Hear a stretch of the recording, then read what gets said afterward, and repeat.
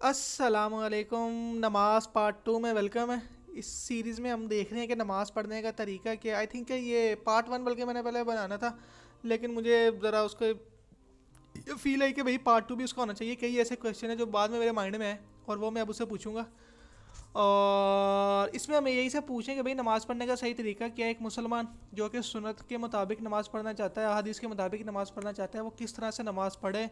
और दूसरा ये जो हमें नमाज में मसाइल आते हैं, छोटे मोटे मसाइल हैं। फॉर एग्जांपल एक एग्जांपल मैं आपको देता हूँ कि नमाज के दौरान आपका वज़ू टूट गया या आप जमात के साथ नमाज़ पढ़ रहे हो, मौलवी साहब का वज़ू टूट गया, पीछे आप खड़े हुए हो, तो किसने आगे जाना है, नमाज़ किसने पढ़ानी है, कैसे करना है। नमाज जमात के साथ खड़े और वज़ू टूट गया, फिर निकलना कैसे है।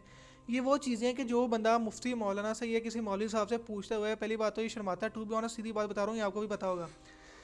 सेकेंडली इसमें ना वो अगर मौलवी साहब उसको कोई चीज़ बता भी दें और उसकी समझ में ना आना है तो वो आगे से यही कहता है कि ठीक है मौलवी साहब समझ आ गई मुझे, ओके गुड है।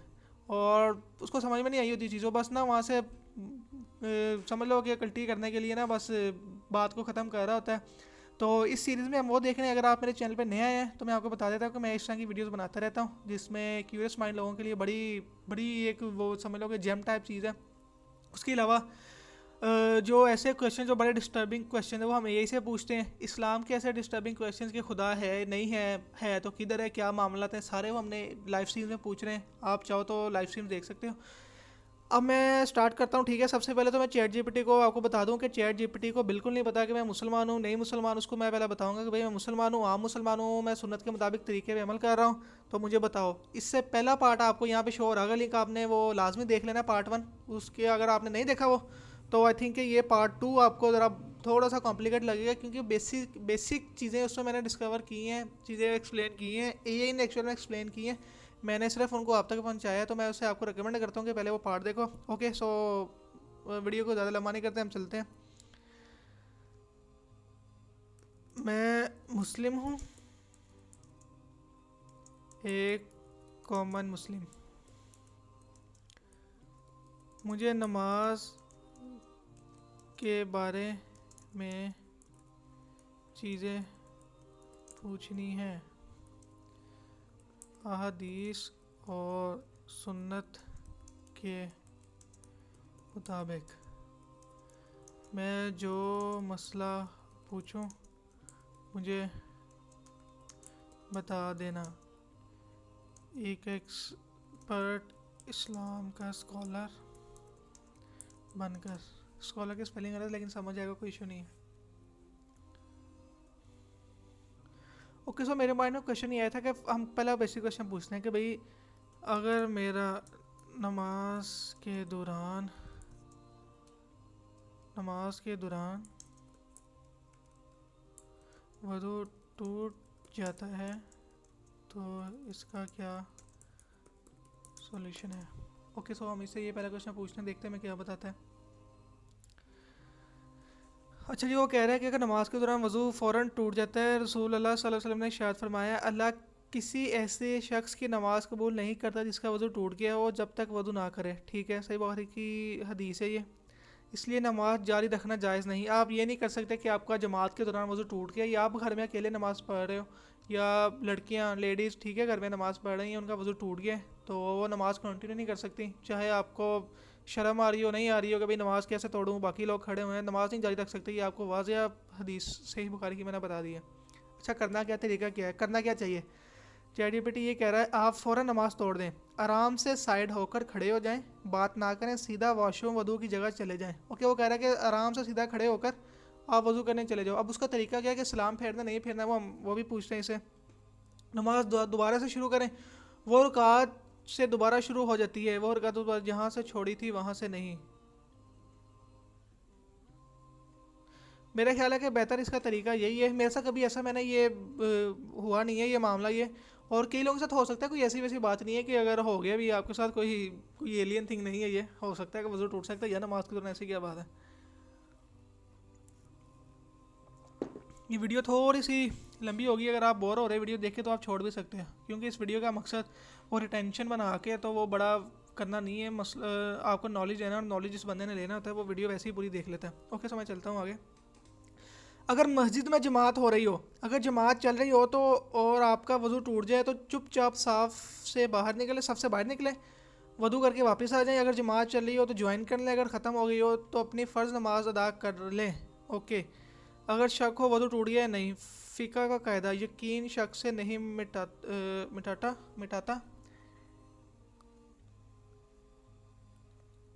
ओके, अगर वो कह रहा है कि अगर आपको शक है ना कि भाई पता नहीं टूटा कि नहीं टूटा, तो फिर आप जारी रख सकते हो, फिर कोई मसला नहीं है। ओके, और ये चीज़ें आप किसी मुफ्ती मौलाना से अगर जब कंफर्म करोगे ना तो वो आपको चीज़ें यही बताएगा, लेकिन शर्त ये है कि जो मुफ्ती मौलाना जिसके पास आप जा रहे हो वो क्रेडिबल होना चाहिए। ठीक है, ओके ठीक है, मैं पूछता हूँ। अच्छा मुझे ये बताओ कि क्या मैं सलाम फेर कर बाहर निकलूँगा सबसे, या फिर वैसे ही डायरेक्ट? नमाज के दरमियान वज़ू टूट जाए तो सलाम फेरना ज़रूरी नहीं, बल्कि सुन्नत यही है कि बिना सलाम फेरे सीधा सबसे खामोशी से निकल जाओ। क्यों? सलाम फेरना नमाज को मुकम्मल करने का अमल है। जब वज़ू टूट गया हो तो नमाज वैसे ही फासिद हो चुकी, इसलिए सलाम फेरने का कोई मानी नहीं रहता। सहाबा इकराम भी ऐसे ही साफ सफ से निकल जाते थे। सही अमल बेस्ट प्रैक्टिस क्या है भाई? चैट जीपीटी के नज़दीक, मुस्लिम चैट जीपीटी के नज़दीक। असल में ना मैं अभी लास्ट में आपको बताया भी था कि मैं ट्राई कर रहा हूँ कैमरा ना मैं यहाँ अपने मॉनिटर के ऊपर लगाऊँ, लेकिन कोई अभी सेटअप बन नहीं रहा उसका। तो इंशाल्लाह यहाँ पे सेटअप करेंगे ना तो मुझे मेरे लिए ज़्यादा इजी हो जाएगा, क्योंकि मैं सारी ट्रैकिंग यहाँ पे कर रहा हूँ कि वीडियो रिकॉर्ड सही हो रही है, आवाज़ सही जा रही है और ईच एंड एवरीथिंग। और लाइव स्ट्रीम में चीज़ें ज़्यादा नोट करनी पड़ती हैं, बल्कि खैर ये भी एक तरह से लाइव स्ट्रीम वाला ही मोड है, ऑल्दो कि लाइव स्ट्रीम नहीं हो रही। अच्छा जी, बेस्ट प्रैक्टिस यही है वज़ू टूटने का एहसास हो जाए, आराम से अपनी जगह से उठकर बगैर सलाम के सफ से निकल जाओ, किसी को तकलीफ ना हो, आराम से साइड से गुजरो, वज़ू करके वापस आ जाओ, नमाज दोबारा शुरू से अदा करो। ओके, मेरा ये मानना ये है, मेरा मानना नहीं है कि उसने भी बताया कि बेस्ट प्रैक्टिस यही है कि वडू अगर वज़ू आपको शक भी हो ना टूट गया है तो बेहतर यही है कि आप निकल आओ सबसे बाहर। ठीक है, वज़ू कर लो, वज़ू टूटने का एहसास हो जाए अगर, बल्कि नहीं, ये एहसास होना और चीज़ है कि अगर आपको कन्फर्म हो जाए, हाँ शक की बुनियाद पे आप खड़े हो सकते हो, आपको इतना मार्जिन है, बिना सलाम फेरे निकला जा सकता है। ओके जी, और नमाज का क्या जो मैं अपने साथ कॉमन जो मसाइल आ सकते हैं या जो बंदा सोचता है, और क्या हो सकता है भाई? अच्छा, अगर मौलवी इमाम साहब लिखते हैं यार, मौलवी थोड़ा ना, इमाम साहब का टूट जाए तो उनके लिए क्या मामला है? अच्छा, इसके बाद मुझे एक और चीज़ याद है कि जमात का भी पूछना है, क्योंकि मैं ऑफिस में अक्सर मैंने भी जमात करवाई हुई है और मैंने ऐसे बंदों के पीछे भी नमाज जमात के साथ पढ़ी हुई है कि जो कि बड़े यंग, और यंग नहीं के बल्कि मेरे से भी छोटे थे।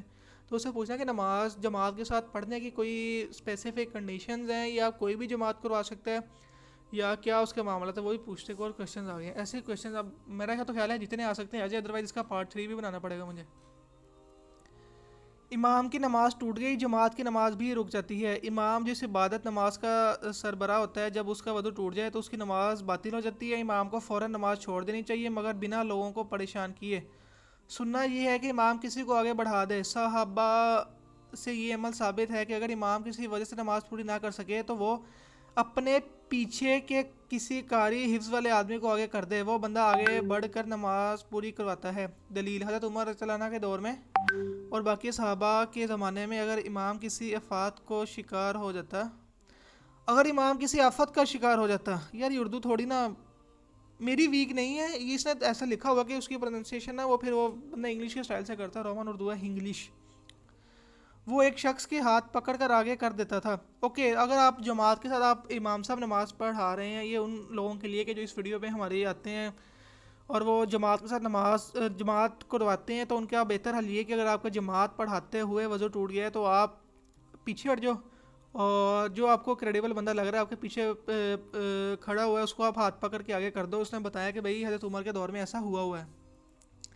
अगर इमाम को मौका ना मिले किसी को आगे करने का, अगर इमाम को भी इख्तियारी तौर पर वज़ू टूट गया, गैस निकल गई और आगे करने का मौका ना मिला, इमाम सीधा सफ से निकल गया, तो मुक्तदियों को समझ लेना चाहिए कि इमाम का तो कोई मसला हुआ है, उनमें से कोई पढ़ने वाला बंदा आगे बढ़कर इमाम बन जाए, बाकी लोग उसके पीछे नमाज़ पूरी करें। जमात की नमाज का क्या हुक्म है? मुक्तदियों की नमाज बाकी रहती है, वो किसी नए बंदे की इमामत में पूरी करेंगे जब तक इमाम सलाम ना फेरे। जमात के लोग इमाम के साथ ही बंधे रहते हैं। इमाम वापस आकर क्या करे? वज़ू करके वापस आए, उस रकात से फिर शुरू नहीं करेगा, पूरे से दोबारा अपनी नमाज अदा करेगा क्योंकि उसकी नमाज फासिद हो चुकी है। ओके, वो पूरी नमाज अदा करेगा। और ये आम बंदे के लिए भी यही है कि उसकी अगर वज़ू टूट गया तो वो पूरी नमाज दोबारा अदा करेगा। यार एक और टॉपिक याद आ गया, नमाज जनाजा का तरीका। उसके भी बड़े मुस्लिम मसाइल हैं, वो भी पूछेंगे हम इसे, क्या उसका तरीका कार है। और क्या, और ये नमाज जनाजा का तो एक ऐसा मसला है कि जो लोगों को, मैं यकीन करो, उनको दुआ भी नहीं आती नमाज जनाजा की, ठीक है। और वो बड़ा उनको बस वो जाते हैं मौलवी साहब के पीछे, वो पूरा एक मजमा रश लगा हुआ है, ठीक है, अल्लाह अकबर की तो दफ़ा दफ़ा किया मामला, अल्लाह माफ़ करे। ये सीन है। और अगर आप ये वीडियो कोई देख रहे हो काफ़ी अरसे बाद या मेरे जाने के बाद, तो मेहरबानी आके कोई मेरे लिए भी कोई दुआ खैर कर देना, ठीक है। सही बात है यार, मजाक नहीं है। अच्छा जी, और क्या क्वेश्चन था भला हमारा? इससे अगर नमाज टूट जाए वजू वाली, और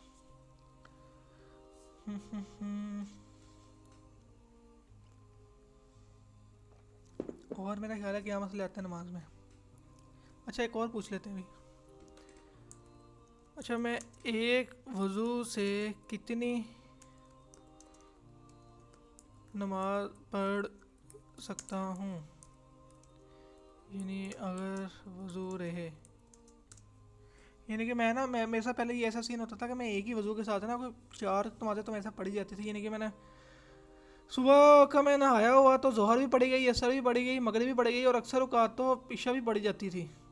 अल्लाह ने तौफीक दी हुई थी। अब मैं वो, मुझे घर वाले ये कहते थे कि भाई ये वजू के बगैर ही नमाज़ पढ़ता है, अल्लाह माफ़ करे। मैं कहा भाई ऐसा नहीं है, वजू है मेरा। कितनी नमाजें एक वजू से हो सकती है? 5 फ़र्ज नमाजें, सुन्नत, नवाफिल, तरावी, तहज्जुद, कुरान तिलावत, सब एक ही वजू से हो सकती हैं। बस शर्त ये है कि वजू टूटना नहीं चाहिए। ओके, अगर आप सो के दोबारा उठो ना तो वजू टूट जाता है, वो भी आपको पूछवा देता हूँ, इससे पूछवा देता हूँ।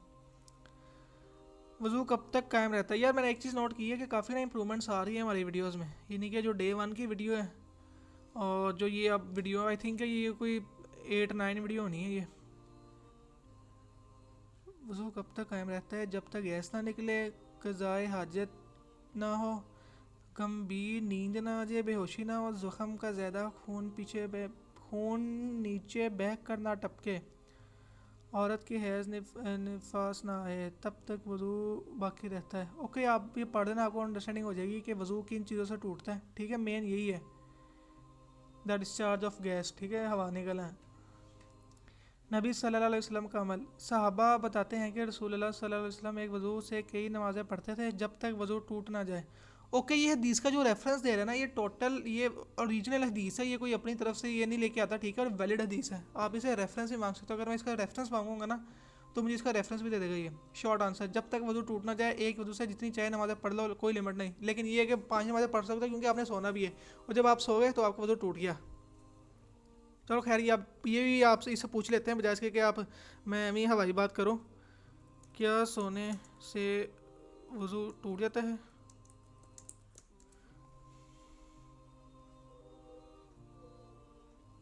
सोने से वज़ू टूट सकता है लेकिन हर किस्म की नींद से नहीं। इस्लामी फ़िक़ा में नींद का हुक्म हालात के हिसाब से बदलता है। नबी सल्लल्लाहु अलैहि वसल्लम और सहाबा रज़ियल्लाहु अन्हुम से ये हुक्म बिल्कुल वाज़ेह मिलता है।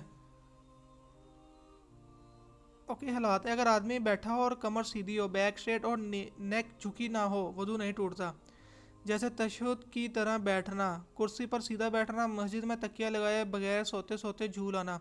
दलील, सहाबा चलाना, मस्जिद में बैठे बैठे नींद ले लेते थे फिर भी वज़ू नहीं दोबारा करते थे। ओके, सो हल्का सा झोंका आ जाता है ना, उससे वज़ू नहीं टूटता। अगर पूरी नींद आ जाए, जहां आपका कंट्रोल खत्म हो जाए, वज़ू टूट जाता है। लेट कर सोना, तकिया लगाकर गहरी नींद में, कुर्सी पर झुक कर सोना, रुकू और सुजूद की हालत में सो जाना, ऐसी नींद जहां आदमी को पता ना चले कि गैस निकली है या नहीं, ये वजू तोड़ देती है। मैं हदीस की ना बुक पढ़ रहा था, उसका क्या नाम है, सही बुखारी में, उसमें वाज़ा लिखा हुआ है हदीस की में कि जो सिर्फ वजू टूटता है ना, वो ये जो मेन चीज़ है वो ये है कि जब तक आपकी गैस नहीं निकल रही तब तक आपका वजू रहता है। जो बाकी चीज़ें वो भी अपनी जगह पे, लेकिन मेन सबसे यही है। और इसमें भी ये है कि अगर आपको शक है ना तो कोई नहीं, नमाज हो जाती है। और ये मैंने उसमें हदीस में एग्जैक्ट वर्ड्स यही हैं उसके कि अगर आप शक में भी हो ना तब भी आपका वजू रहता है। मैं अभी इससे निकलवा लेता हूँ वो वाली हदीस भी। ओके, मुझे वो हदीस निकाल कर दो जिसमें ये मेंशन है कि अगर गैस निकलने में शक भी हो तो भी वुदू रहता है। ये मैंने ना कि अपने दोस्तों को बताई, वो माना ही ना इस पे कि भाई ऐसा पॉसिबल नहीं है। सिर्फ शक से ही नहीं कि आपको शक है ना, वजू रहता है, आपका वजू नहीं टूटता। सही बुखारी में है, सही बुखारी हदीस की बुक है, ठीक है, उसमें लिखा है जब तक आवाज़ ना सुने या बू महसूस ना करे नमाज से ना निकले, कि जब तक आपको कन्फर्म नहीं ना हो रहा तब तक आप नमाज जारी रख सकते हो। एक और हदीस है, अगर किसी को शक हो कि इससे गैस निकली है नहीं तो वो नमाज ना छोड़े यहाँ तक कि यह आवाज़ सुन ले या महसूस कर ले। सिर्फ शक से वजू नहीं टूटता, ठीक है, ये इस हदीस का वाज़ह हुक्म है, ये बता रहा है वो। और ये देखो ना कितने मज़े से मैं उससे डिस्कशन कर रहा हूँ और काउंटर करता जा रहा हूँ जो मुझे चीज़ समझ में नहीं आ रही। मुफ्ती मौलाना से मैं एक शर्त लगा के कहता हूँ कि कभी हो ही नहीं सकता कि इस तरह से वो बताएं, ठीक है बहुत अच्छे लोग होंगे, लेकिन एक एंड पे लिमिट इंसान की ख़त्म हो जाती है। मौलवी साहब कहते हैं कि भैया आप जाके खुद पढ़ लो, बुक से पढ़ लो, तो ये वही काम कर रहा हूँ मैं। बुक से भी आप काउंटर नहीं कर सकते अगर किसी चीज़ का आपको समझ नहीं आ रही, जो लिखा है वो वही लिखा हुआ है। इसमें मैं देखो ना मुझे नई चीज़ की समझ आ रही है, मैं उससे पूछ रहा हूँ। तो मैं आपको हर वीडियो में ये कह रहा हूँ कि मेरे कहने पे ना रहना, आप खुद जाके उससे पूछो, खुद उसको चीज़ों को बताओ। मैं ये भी पूछा कि भाई ये किस का रेफरेंस है, किस मुस्लिम तबके का रेफरेंस है ये। अभी इसे हाँ ये एंड में पूछेंगे बात। अच्छा जी, और क्या प्रॉब्लम हो सकता है नमाज का, और कौन से मसाइल आते हैं? और नमाज में मसाइल आते हैं, सोचना पड़ेगा थोड़ा। तो जमात का पूछ लेते हैं। जमात करवाने की क्या कंडीशंस हैं?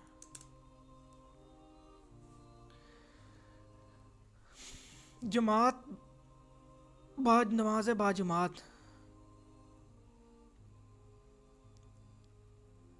इमाम जिसने जमात करानी है मुसलमान हो, इमाम बालिग हो, छोटा बच्चा जिसने बलूगत ना पाई हो, इसकी इमामत मुकम्मल जमात के लिए दुरुस्त नहीं। अगर बच्चे पीछे बच्चों को पढ़ाएं तो अलग बात है। ओके, अगर बच्चा नमाज पढ़ा रहा है तो उसके पीछे बच्चे ही हों, ये ना हो कि पीछे बड़े खड़े और आगे बच्चा नमाज पढ़ा रहा है। बालिग लाजमी हो, इमाम आकिल हो, पागल बेहोश नशे में हो इमामत जायज़ नहीं। इमाम का वजू और तहारत सही से हो, ठीक है। नमाज के फ़राइज़ और तरीका जानता हो ऐसा शख्स इमाम नहीं बन सकता जो सूरह फातिहा सही से ना पढ़ सकता और रुकू व सुजूद सही ना करता हो, नमाज के बुनियादी मसाइल ना जानता हो कि अगर नमाज टूट गई तो मैंने क्या करना है, फ़राइज़ क्या है नमाज के, ऐसा बंदा नमाज जमात के साथ नहीं पढ़ा सकता। ये वादा लिखा हुआ है। जो लोग कहते हैं कि नहीं भाई कोई नहीं पढ़ा लो, नहीं भाई इससे बेहतर है कि आप ना पढ़ाओ, आप समझ लो पहले। और मैंने कि ये सी नमाज़ें अल्लाह माफ़ फरमाए मैंने पढ़ाई थी जब मुझे इन चीज़ों का पता भी नहीं था, बस कोई ऐसी मामला थे, ठीक है। इमाम का कुरान की तिलावत में सही होना, हदीस लोगों में से सबसे ज़्यादा कुरान जानने वाला इमामत करे। अच्छा यहाँ पे उमर का नहीं जिक्र किया गया, सही मुस्लिम की हदीस है कि जिसको कुरान सबसे बेहतरीन आता है ना, जो कुरान अच्छे से पढ़ना जानता है वो नमाज को रोए। ये ना हो कि वो दाढ़ी वाला बंदा या क्लीन शेव वाला बंदा, उसका कोई यहाँ पे जिक्र ही नहीं है दाढ़ी वगैरह की। वो भी मैं पूछता हूँ कि भाई दाढ़ी का ज़रूरी है कि नहीं ज़रूरी। गलत किरात तजवीद की बुनियाद पर नहीं बल्कि मायने बदलने वाली गलती हो तो इमामत दुरुस्त नहीं। इमाम की नीयत जमात की हो, सफ़ों की तरतीब सही हो, मर्द आगे फिर बच्चे फिर ख़वातीन आखिर में या पर्दे के पीछे, ये जमात की दुरुस्त तरतीब है। इमाम फासिक के मुअल्लन ना हो, वाज़ेह गुनाहों का ऐलान करने वाला। ओके ओके, ये कंडीशन भी है। खुला खुला शराब पीना, जना करना, दीन की बेहुरमती, सूद लेना। इमाम के सामने सफ़ मुँह करके लोग खड़े हों। इमाम मर्द, अगर जमात में मर्द मौजूद हों। मर्दों की जमात में औरत इमामत नहीं करवा सकती, औरतें सिर्फ औरतों की जमात करवा सकती हैं। एक इमाम हो, दो आगे ना खड़ा हो, वक्त दुरुस्त हो ना, इमाम की आवाज़ तकबीर और किरात में पहुंचनी चाहिए। जगर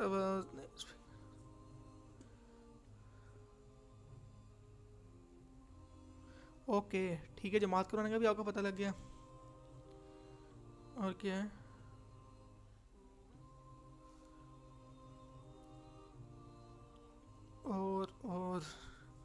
और इसमें हम ये पूछ सकते हैं कि तो नमाज जनाजा का पूछते हैं, वो पॉइंट अगर कुछ इससे मुझे आता ना मेरे माइंड में तो मैं पूछ लेता हूँ मैं।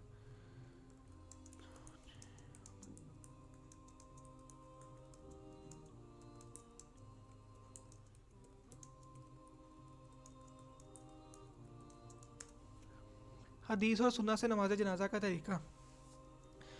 मैं आपको नमाज जनाजा का मुकम्मल तरीका सुन्नत और सही हदीस के मुताबिक आसान अल्फाज में समझा देता हूँ। ये तरीका सीधा रसूलुल्लाह सल्लल्लाहु अलैहि वसल्लम और सहाबा कराम को सिखाया हुआ है।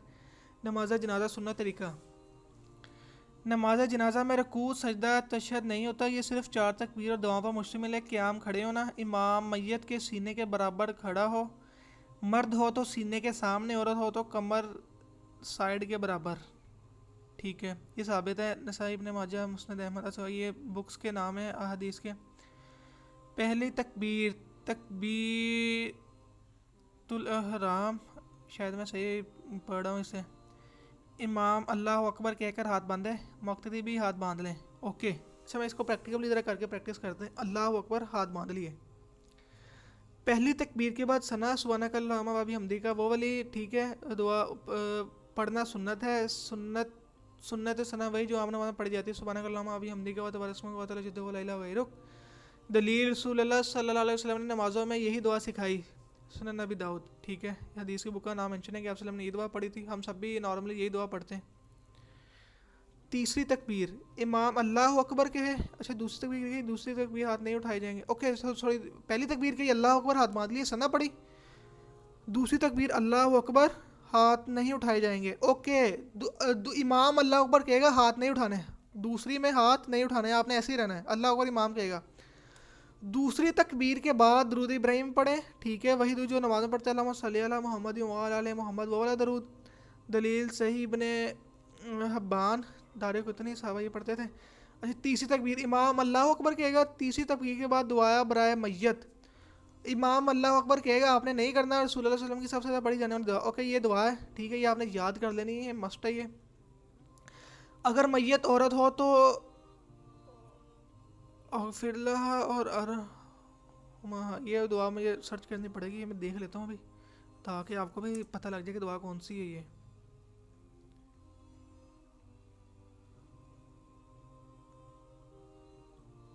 यार ये दुआ का मुझे भी नहीं पता था, ये दुआ है।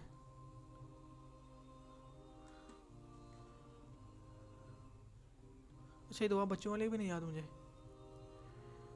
औरत की नमाज जनाजा पढ़े भी मेरा ख्याल है कि लास्ट टाइम, मुझे अब याद नहीं है किसकी पढ़ी थी मैंने। नहीं मुझे नहीं याद। बच्चे की भी नहीं याद कोई यार। ये दुआ, दोनों दुआ याद करनी है। ये आप भी याद करो और इंशाल्लाह मैं भी याद करता हूँ ये। अल्लाह ताला हमें इसे याद करने की तौफीक अता फरमाए। चौथी तकबीर, अच्छा जी चौथी तकबीर आ गई। इमाम अल्लाह अकबर के चौथी दुआ मुख्तसर जिक्र मसलन अल्लाह। अच्छा ये तो और भी आसान दुआ हैं, ठीक है।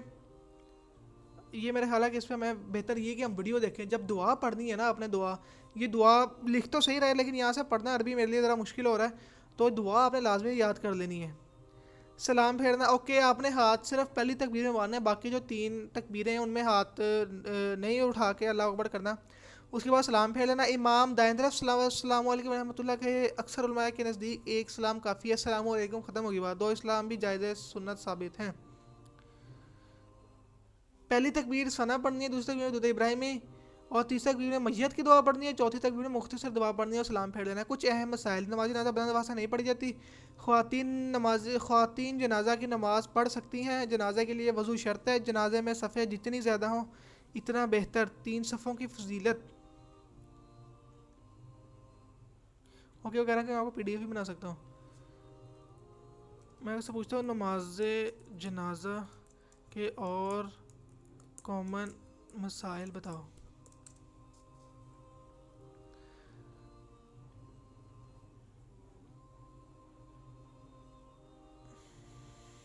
30 अहम मसाइल, आम मसाइल बता रहा है। जनाजा में वज़ू शर्त है। जनाजा की नमाज बगैर वज़ू पढ़ना बातिल है। जनाजा में रुकू सजदा कदा नहीं होता। 4 तकबीरें सुन्नत है। जनाजा में हाथ बांधना सुन्नत है। जनाजा की नमाज आहिस्ता पढ़ी जाती है। इमाम कहाँ खड़ा हो, मर्द के जनाजा पर सीने के सामने, औरत के जनाजा पर कमर साइड के वास्ते। ओके, सफ़े ज़्यादा हो तो फजीलत ज़्यादा। हदीस 3 सफ़ा हो तो मैयत की बख्शिश का सबब बनती हैं। 3 सफ़े हों तो मैयत की बख्शिश का सबब बनती हैं, ठीक है। अच्छा इसमें थोड़ा सा ना रिसर्च और हमने करनी है, जो आने वाले टॉपिक्स होंगे कि भाई जो नमाज जनाजा क्या जितना बड़ा होगा उतना मैयत को सवाब पहुँचेगा, और अगर नमाज जनाजा छोटा होगा तो क्या इसका भी मैयत के ज़िम्मे कोई है मामला कि नहीं, ये भी पूछेंगे। ये मैं नोट पैड में रख लेता हूँ, मैं आपको पता है नोट पैड में चीज़ें मैं रेडी कर रहा हूँ आजकल। नोट पैड किधर गया वो, ये टॉपिक्स याद आ जाएगा मुझे। अच्छा जी, बच्चे का जनाजा, बच्चे की नमाज जनाजा पढ़ी जाती है। बच्चे के लिए मखसूस दुआ पढ़ी जाती है। ओके, औरत का जनाजा मत पढ़ सकते हैं हम। औरतें जनाजा पढ़ सकती हैं, जनाजा के करीब खड़े होना शर्त नहीं, पीछे से भी शिरकत हो जाती है। जनाजा की तकबीर छूट जाए तो, अगर तकबीर छूट जाए तो जिस तकबीर पर पहुंचे शामिल हो जाए। नमाज खत्म होने पर छोटी हुई तकबीरें बगैर दुआ सिर्फ तकबीर कहकर पूरी करें। अच्छा ये पूछो कि अगर आप नमाज जनाजा में लेट शामिल हुए तो उसका क्या तरीका है, क्योंकि ये समझ सब नहीं आया, ये हमारा शॉर्ट तरीके से बताया। जनाजा में सूरत फातिहा पढ़ना है, जमहूर उलमा के नज़दीक सूरत फातिहा पढ़ना सुन्नत है, नबी सल्लल्लाहु अलैहि वसल्लम से सिखाया, सुनन सही। लेकिन अगर कोई नहीं पढ़ता तो जनाजा हो जाता है। जनाजा में हाथ कौन सी जगह बांधे, वही जगह जहाँ हम नमाज में बांधते हैं। मैयत के लिए दिल से दुआ अफजल है। ओके, तो आपको ज़रूरी नहीं है कि आपने वो दुआ पढ़नी है, ठीक है। अगर आप अभी ये वीडियो देखने के बाद अल्लाह ना करे कोई किसी की वफ़ात हो जाती है तो आप उसकी जनाजे में जाते हो और आपको दुआ नहीं याद, तो आप दिल में कोई दुआ कर सकते हो, उसके लिए नेक दुआ, ठीक है। लेकिन बेहतर ये कि दुआ याद करो। मुसाफिर का जनाजा, मुसाफिर भी नमाज जनाजा पढ़ सकते हैं। एक ही वक्त में कई जनाजे हो, सबको एक साथ नमाज पढ़ना जायज़ और सुन्नत है। गैर मुस्लिम काफिर का जनाजा पढ़ना जायज़ नहीं। कादियानी का जनाजा कतई ना जायज़ है। अगर शिया अगर गली हो जायज़ नहीं। मसला तफसीली है, चाहें तो अलग बता दूँ। अच्छा ये शिया वाला अहले तशय्युह वाला ज़रा कॉन्फ्लिक्ट आ जाएगा टॉपिक्स में ज़रा, ठीक है। थोड़ा सा मेरा ख्याल है कि ये ज़्यादा हार्श हो जाएगा, तो इसको हम अभी नहीं डिस्कस करेंगे। तो आजा थोड़ा सा मैं ज़रा अनकम्फर्टेबल हूँ और सेट होने की कोशिश करते हैं थोड़ी सी, क्योंकि वीडियो हमारी थोड़ी हो रही है और लंबी। मेरा ख्याल है लाइव में तो बंदा इस तरह की शुगल मेला जारी रखता है, ये ज़रा रफ टोन में। लेकिन आपको जब शॉर्ट वीडियो बना रहे हो ना, तब नहीं ये हरकतें करनी चाहिए। लेकिन अभी स्टार्ट है, कोई नहीं। जो वीडियो पे नया बंदा आ रहा है उसको पता होना चाहिए कि भाई कोई यहाँ पे प्रोफेशनली बैठा हुआ नया बंदा ही आया है। कातिल अपने मकतूल का नमाज जनाजा पढ़ सकता है अगर कानूनी किसास में कत्ल हुआ हो। कातिल अपने मकतूल का जनाजा, अगर नाजायज़ कत्ल किया आपने किसी का, आप उसका नमाज जनाजा नहीं पढ़ सकते। जनाजे में नियत, दिल की नियत काफ़ी है, ज़बान से कहना बिदत नहीं मगर सुन्नत भी नहीं। दिल की नियत काफ़ी है। मैयत अगर कर्जा रहो नमाज जनाजा हो तो होगी, मगर कर्ज़ की अदायगी ज़रूरी है। अच्छा ये कर्ज़ के बारे में है मामला कुछ बड़ा ही सख्त। ये मैं वैसे आपको बता देता हूँ, अब लगे तो आ गई ये चीज़ कि अगर आपने किसी का कर्ज़ देना और आप शहीद भी हो जाते हो ना, तब भी ये कर्ज़ आप पे फ़र्ज़ है, आपने देना ही देना वो। मैयत को दफनाने से पहले जनाजा फ़र्ज़ है, दफन के बाद भी नमाज जनाजा पढ़ी जा सकती है, बुखारी में है, ठीक है। नजाशी का जनाजा, नजाशी एक बादशाह था। जनाजा उठाते वक्त दौड़ना मना है, आराम से ले जाना सुन्नत है। कब्रिस्तान में जनाजा पढ़ना, वो नबी सल्लल्लाहु अलैहि वसल्लम ने नमाज पढ़ी, ठीक है, लिहाजा जायज़ है। जनाजा पढ़ते वक्त हाथ में मोबाइल देखना, अगर दुआ याद ना हो तो जायज़ है मगर बेहतर नहीं। ओके आप दुआ देख के भी पढ़ सकते हो, जनाजा की दुआ भूल जाएं। सिर्फ तकबीरें भी नमाज को काफ़ी हैं, दुआ सुन्नत है, फ़र्ज़ नहीं, ठीक है। मस्जिद में जनाजा पढ़ना जायज़ है। कितने लोगों की दुआ कबूल होती है, अगर 40 मोमिनीन दुआ करें अल्लाह मैयत को बख्श देता है। ओके, अगर 40 मोमिनीन दुआ करें अल्लाह मैयत को बख्श देता है। मुस्लिम की हदीस है, सही मुस्लिम की। नमाज जनाजा के 100 मसाइल पूछते जाओगे बताता जाएगा आपको, ये पावर है एआई की। लेट मी जस्ट चेक, एक सेकेंड।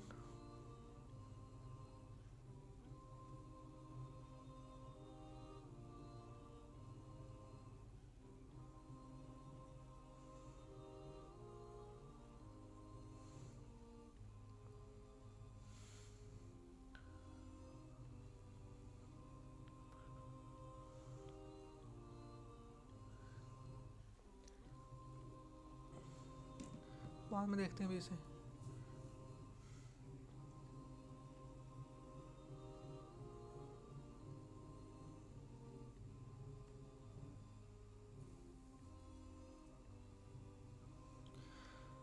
ओके यार, और क्या चीज़ थी इसमें, और क्या पॉइंट आते हैं। नमाज मेरे ख्याल है पार्ट 3 बना लेना चाहिए इसका, क्योंकि अभी मेरे जहन में आ नहीं रहा है, बाद में लाजमी आएंगे नमाज से रिलेटेड जो भी मसाइल है ना। और क्या हो सकता है, ज़रा सोचना पड़ेगा इसमें थोड़ा। ये दो तीन तो मेरे माइंड में थे तो मैंने बता दिया आपको।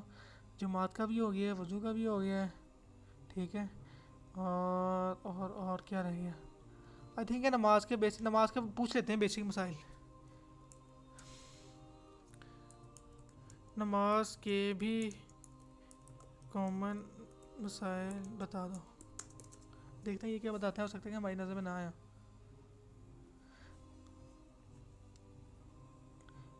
वज़ू के मसाइल पेशाब पाखाना गैस नींद में है, इख्तियारी वज़ू टूटता है, सिर्फ शक गैस के बारे में वज़ू नहीं टूटता। हाथ चेहरा पाँव धोना ज़रूरी है। नबी सल्लल्लाहु अलैहि वसल्लम ने फरमाया वज़ू मुकम्मल वही है जो मुकम्मल धोया हो। वज़ू के बगैर नमाज नहीं होती, नफल नमाज नहीं होती। वज़ू के बगैर वज़ू करना सुन्नत है, अगर भूल जाए तो नमाज नहीं होती। वज़ू के बगैर वज़ू करना सुन्नत है, अगर भूल जाएं तो नमाज नहीं होती। वज़ू के बगैर नमाज नहीं होती। नमाज के वक्त का मसला, फ़र्ज़ नमाज़ें मुकर्रर वक्त में पढ़नी ज़रूरी है, वक्त से पहले पढ़ना जायज़ नहीं। वक्त से पहले पढ़ने वाली नमाजी पढ़नी पड़ेगी दोबारा। वक्त से पहले नमाज पढ़ ली है, दोबारा नमाज हो रही दोबारा पढ़नी पड़ेगी। ये मसला ऐसा है जो हमें देखना पड़ेगा डिटेल में। नमाज में रुकू और सजदा, रुकू या सजदा छूट जाए, नबी सल्लल्लाहु अलैहि वसल्लम ने फरमाया छोटी नमाज दोबारा पढ़ो, सजदा के बगैर नमाज बातिल। नमाज, हाँ, सजदा के बगैर तो नमाज नहीं होती। नीयत ठीक है, नीयत दिल में काफ़ी है, ज़ुबान से कहना ज़रूरी नहीं, नीयत के बगैर नमाज नहीं होती। कुरात सूरह फातिहा और कुरान, हर रकात में फातिहा ज़रूरी। नबी सल्लल्लाहु अलैहि वसल्लम ने फरमाया फातिहा के बगैर नमाज बातिल, अगर गलत पढ़े नमाज कबूल मगर बेहतर दुरुस्त करना। मर्दों की जमात में मर्द आगे औरतें पीछे, इमाम के पीछे सफ़े सीधी होनी चाहिए। इमाम फासिक या गलत नमाज पढ़ने वाला ना हो। नमाज के दौरान फ़ोन, बात या हरकत करना, दौरान नमाज बात करना नमाज बातिल। छोटे बच्चे या गैर जानबूझ कर हरकत नमाज मकरूह। नमाज में याददाश्त भूल जाना, किसी रकात का कोई हिस्सा भूल जाए, सजदा सहू करके पूरा कर। ओके, अच्छा, नमाज में गलती हो जाए उसका क्या हल है? यार ये बड़ा कॉमन मसला ज़हन में आया नहीं, अब आए बढ़ के। सजदा सहू, दो सजदे नमाज के आखिर में, इसका तरीका पूछता हूँ मैं। एक इसका पूछना है और पूछना है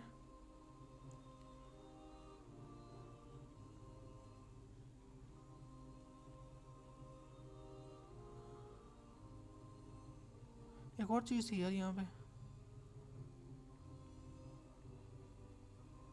पता नहीं क्या थी वो। किसी रकात का कोई हिस्सा भूल जाए, सजदा सहू करके पूरा करें। सजदा सहू, दो सजदे की नमाज, कपड़े और जगह की पाकीज़गी, नमाज में खड़े होना और बैठना,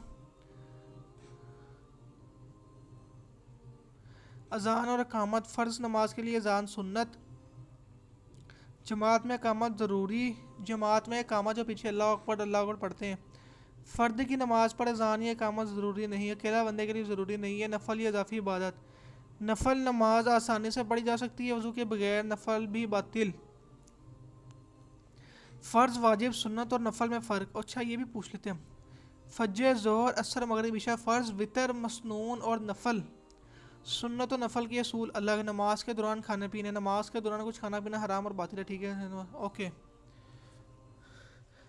अगर नमाज में गलती हो जाए तो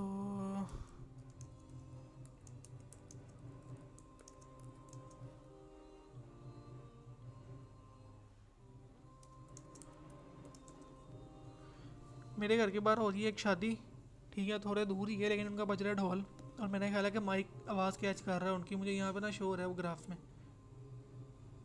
चलो कोई नहीं, इसको रिमूव कर लेंगे।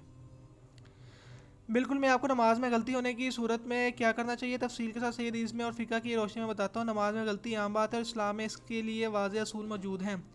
नमाज में गलती की इकसाम, नमाज में गलती आमतौर पर तीन किस्म की होती है। छोटी गलती, सजदा सहू के काबिल, रकात भूल जाना, सजदा दो बार करना, किसी कलमे या किरात में गलती, हाथ की पोजीशन भूल जाना। हाल सजदा सो करके तो उसके अंदर सजदा सो का तरीका, नमाज ख़त्म करने के बाद सलाम फेर कर सजदा करें, दो सजदे, फिर दोबारा सलाम फेर दें। अच्छा ये नमाज, अच्छा इसके तरीके कितने ही हैं, जो इसने तरीका बताया हम उसी पर रहते हैं कि जब आपने नमाज पूरी कंप्लीट कर ली है, सलाम फेरने के बाद आपने दो सजदे कर लेने हैं, ठीक है, उसके बाद दोबारा सलाम फेर देना है।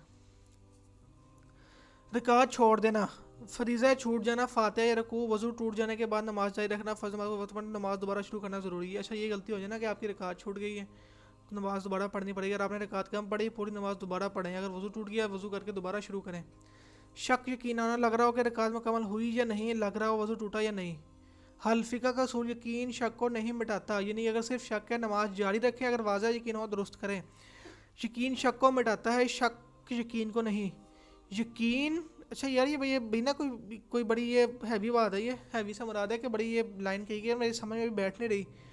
यकीन शक को मिटाता है, शक यकीन को नहीं। ओके हाँ, अगर आपको यकीन है ना, शक मिट गया। लेकिन अगर शक है तो यकीन को नहीं मिटा सकता। नमाज में गलती के आम मसाइल और इनका हल। रकात भूल जाना, सजदा सो के बाद नमाज पूरी मुकम्मल करें। रकात भूल जाना ठीक है, फ़ौरन सजदा करके नमाज मुकम्मल करें, सजदा ना करना। किरात में गलती, अगर मायने बदलें दुरुस्त करने, अगर मामूली सजदा सहू ठीक है। वज़ू टूट जाना ओके ठीक है। सजदा सहू की वजाहत। सजदा सहू कमी रुस्ती के बाद जब नमाज में कुछ कमी रह जाए, रकात कम, दुआएं छूट जाएं, नमाज ख़त्म, दो सजदे फिर सलाम। सजदा सहू ज़्यादती, एक्स्ट्रा एक्शन, अगर कुछ ज़्यादा कर दिया, इजाफी सजदा, इजाफी तकबीर, नमाज ख़त्म करने से पहले दो सजदे कर लें। हदीस से नबी सल्लल्लाहु अलैहि वसल्लम ने फरमाया, जो शख्स नमाज में भूल जाए वो सजदा सहू करे और अल्लाह इसके लिए कबूलियत बढ़ा देगा। ओके गुड, ये भी क्लियर हो गया हमारा मामला। I think this is enough for now. और अगर कोई पार्ट 3 की हमें ज़रूरत पेश आई, कोई मेरे माइंड में ऐसे क्वेश्चन आए या कोई आपने कोई नीचे कमेंट्स किए, इन केस अगर इस वीडियो को आज से कोई जितने देर बाद भी लोग देखते तो हम दोबारा बना देंगे। हमारा प्लान आपको मैंने बताया था, थोड़ी सी दोबारा से डिस्कशन कर लेते हैं इस पर कि 2 साल कह रहा हूँ, 1 साल तो इंशाल्लाह मैं लेके चलूँगा इस चैनल को, ठीक है।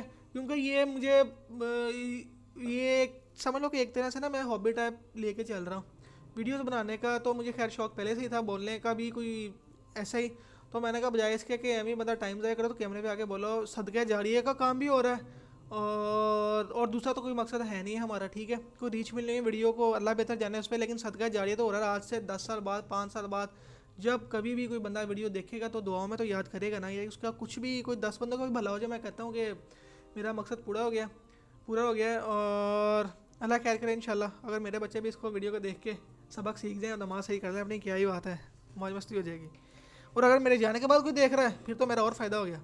और कंटेंट एक ऐसी चीज़ है कि अगर आप फेस के साथ आते हो तो ये कंटेंट कहीं मिटने वाला नहीं है। मैंने आपको लास्ट ही में बताया था कि वो क्या नाम है यार उनका, मौलाना इसहाक, और वो जो एक और पॉपुलर हैं यार, मेरे ध्यान से नाम निकल रहा है उनका, स्किप हो गया कैसे,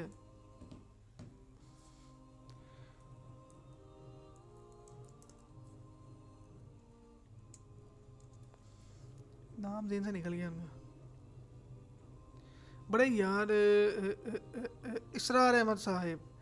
ये देख लो इनकी वीडियोस लेक्चर्स पढ़े हुए ना लोग अभी भी देख रहे हैं। कहने का क्या मकसद है कि अगर आपने रिकॉर्ड करके एक जगह उसको रख दिया है तो लोग उससे मुस्तफ़ीद होते रहेंगे। तो इंशाल्लाह मिलते हैं आपसे नेक्स्ट वीडियो में, तब तक के लिए अपना ख्याल रखिएगा। अल्लाह हाफिज़।